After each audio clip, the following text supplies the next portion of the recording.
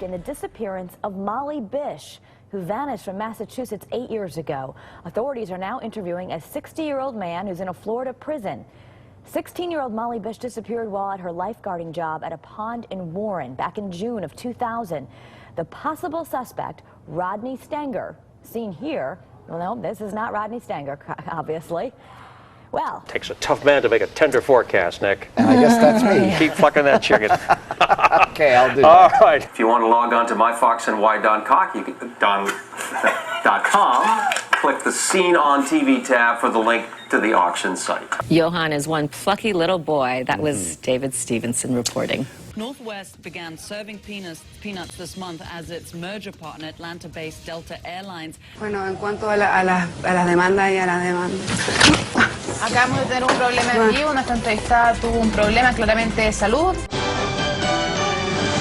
Good evening, I'm Ken Bastida. Dana is off tonight. He was murdered and then set on fire while celebrating his birthday. This is BBC World News. I'm Jonathan Charles, kept hidden for almost 2 decades and forced to bear children. While the Liberal Democrats welcome the scrapping of science tests, they say the government should have gone further and reviewed testing, got rid of testing for all those subjects. As an observant librarian tried to research the suspicious-looking man that she saw talking to a 6-year-old boy here. Well, it turns out Corey Saunders slipped through the cracks in more ways than one.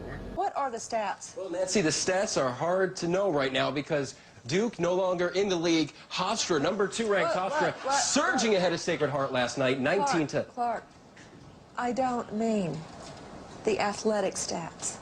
I mean the rape stats. What would that have to do with this case? I'm sorry, Nancy, I misunderstood. Frontier city forced to shut down. Good. Friday morning, Oklahoma. I'm John Flick. And I'm Anita Blanton. That's hilarious. What is? I'm about to cry. Let's just move on.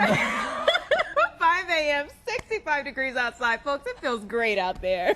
It does. Isn't it a fun Friday? Police say they hope someone burdened with information will help solve a 27-year-old gangland murder. Peter tried not to be burdened by the bird, even though everyone around him was laughing.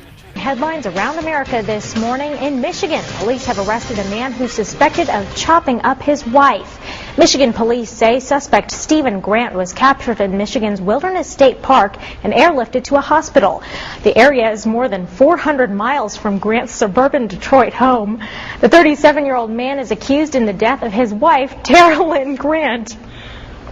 A torso and body parts of who is believed to be the mother of 2 were found this weekend in and near the Grant home.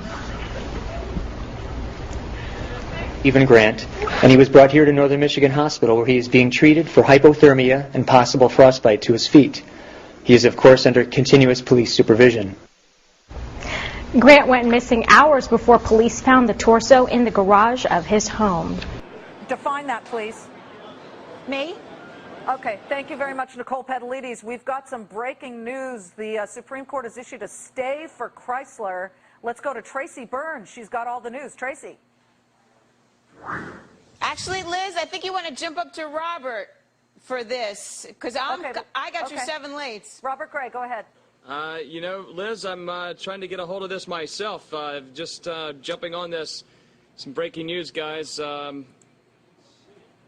I don't have it, Liz. I have to send it back down to you, I'm afraid. I'm digging Okay, that's for it okay, myself. but the basics of it is that the Supreme Court has issued a stay for Chrysler. So clearly, this is a fascinating story that we're going to get all into place at just the moments as soon as we can get everything here. All right, so I've got my trusty stopwatch, and here they come down the hill. It looks like Ruben is in the lead, and here comes out. And this... Oh, jeez! That was a bad idea. At Riverside Park, Rob Leth, Global News.